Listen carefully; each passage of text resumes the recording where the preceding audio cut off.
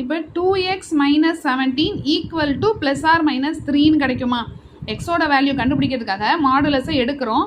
So 2x minus 17 equal to plus or minus, மாடுலஸை எடுத்தாலே plus or minus வந்துடும். So plus or minus 3ன்னு கிடைக்குது.